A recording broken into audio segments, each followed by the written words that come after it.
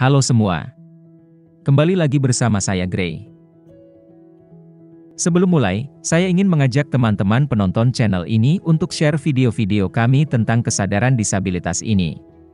Hal ini agar semakin banyak masyarakat Indonesia yang memiliki kesadaran disabilitas yang tinggi, sehingga harapannya para penyandang disabilitas tidak mendapatkan stigma negatif lagi, dan penyandang disabilitas dapat dipenuhi hak-hak asasinya sebagai manusia agar dapat berpartisipasi secara penuh dalam masyarakat, serta yang tak kalah penting adalah diskriminasi terhadap para penyandang disabilitas dapat diberantas.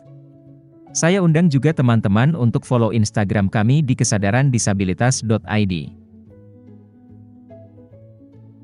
Pada kesempatan kali ini, kita bersama-sama akan belajar tentang bahasa dan terminologi yang pantas atau tidak pantas digunakan ketika kita sedang membahas tentang disabilitas. Harapannya video ini dapat memberikan informasi untuk membantu teman-teman berkomunikasi dengan lebih percaya diri dengan penyandang disabilitas.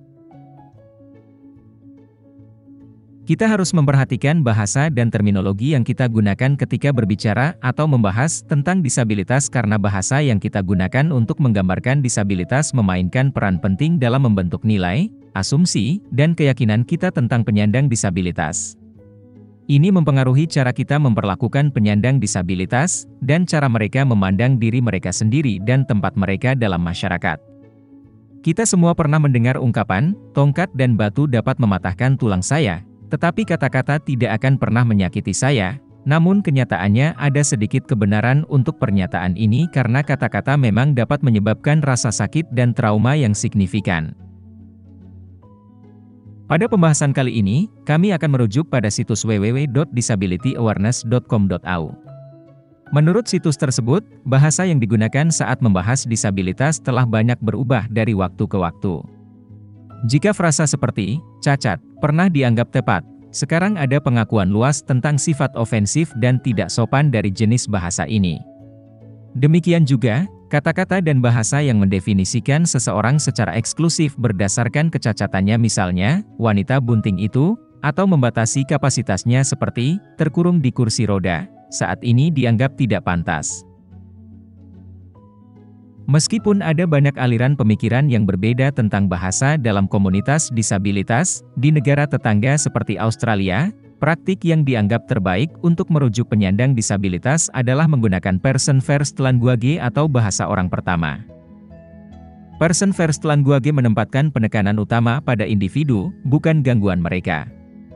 Contoh person first language termasuk, seseorang dengan pengalaman disabilitas, seseorang yang mengalami gangguan penglihatan, atau seseorang yang hidup dengan disabilitas.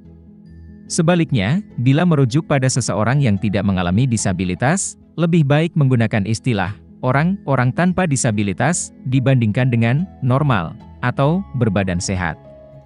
Penting untuk dicatat bahwa bahkan ketika menggunakan bahasa orang pertama, teman-teman hanya boleh merujuk pada disabilitas seseorang jika relevan dan sesuai. Sedangkan di negara Indonesia, kita umumnya menggunakan terminologi penyandang disabilitas untuk merujuk orang-orang yang hidup dengan disabilitas. Kata penyandang disabilitas di Indonesia digunakan karena dianggap paling dekat dengan makna orang-orang dengan pengalaman disabilitas. Menurut Kamus Besar Bahasa Indonesia, KBBI, arti kata penyandang adalah orang yang menyandang, menderita, sesuatu. Sedangkan menurut Kamus Besar Bahasa Indonesia, KBBI, arti kata disabilitas adalah ketidakmampuan atau tidak adanya kekurangan, fisik atau mental, sehingga ada keterbatasan untuk melakukan sesuatu. Arti lainnya dari disabilitas adalah disabilitas keadaan tidak mampu melakukan hal-hal dengan cara yang biasa. Khusus untuk makna disabilitas menurut KBBI ini, kami ingin mengkritisi sedikit dan meluruskan. Jika teman-teman sudah menonton episode kedua kami tentang model-model disabilitas, maka makna disabilitas menurut KBBI tersebut kurang tepat. Dalam KBBI tersebut, disabilitas adalah orang-orang yang mengalami keterbatasan karena kondisi fisiknya. Akan tetapi, jika kita sudah belajar tentang model sosial, keterbatasan tersebut bukan berasal dari kondisi fisik, sensorik, mental, atau intelektual seseorang, tapi berasal dari lingkungan. Agar lebih jelas, teman-teman dapat menonton lagi episode 2 kesadarandisabilitas.id. Seperti yang sudah kita bahas sejak episode pertama, kita juga harus menghindari penggunaan bahasa yang menggambarkan penyandang disabilitas sebagai inspirasi hanya karena mereka mengalami disabilitas. Disabilitas bukanlah atribut negatif yang harus diatasi untuk memberikan kontribusi yang berarti bagi masyarakat, itu hanyalah bagian normal dari pengalaman manusia. Sekarang kami akan memberikan beberapa contoh lebih lanjut dari bahasa dan terminologi disabilitas yang tidak pantas dan pantas. Terminologi pertama yang tidak pantas adalah cacat. Terminologi yang pantas adalah disabilitas. Terminologi kedua yang tidak pantas adalah orang normal.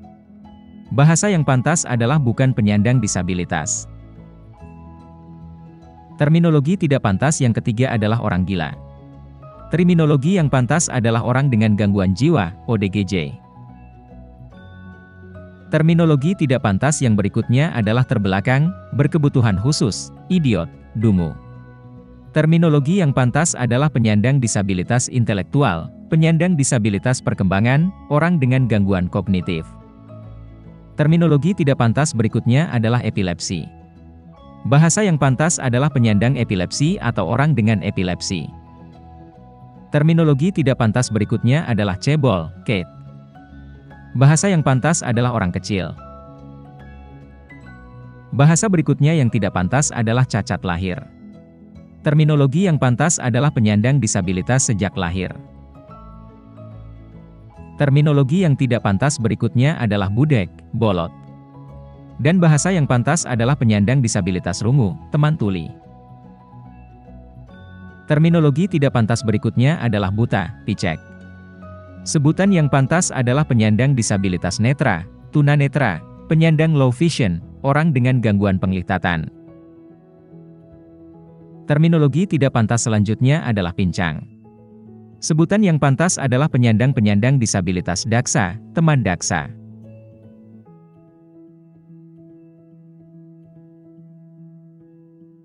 Nah, itu tadi beberapa bahasa atau terminologi yang pantas maupun tidak pantas untuk digunakan ketika berbicara atau membahas penyandang disabilitas. Namun pada akhirnya, jika teman-teman ragu tentang apa yang boleh atau tidak boleh disebutkan, tanyakan saja kepada orang tersebut bagaimana mereka ingin teman-teman merujuk disabilitas mereka.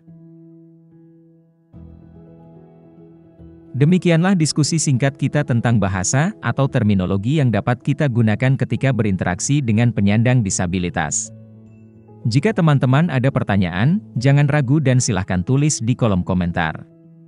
Jangan lupa subscribe channel ini dan juga share video-video tentang kesadaran disabilitas ini kepada teman, saudara, atau keluarga teman-teman. Saya pamit, dan terima kasih sudah menonton.